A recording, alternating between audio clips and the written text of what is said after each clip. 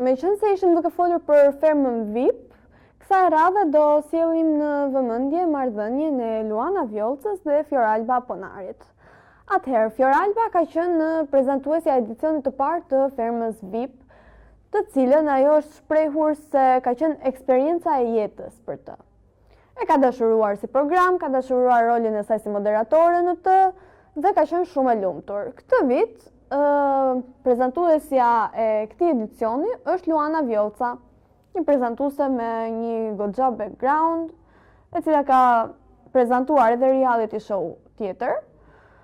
Mirë po, tani duket se ka një lloj krisje mes kësaj dy sheje dhe ka inate, sepse Luana dhe Fioralba nuk ndiqen më në Instagram dhe ju e dini ne atë butonin unfollow e marrim si debat, marrim si një luftë të fshehtë. Okej, Fioralba mund të ketë të drejtë ngeli disi hatri, por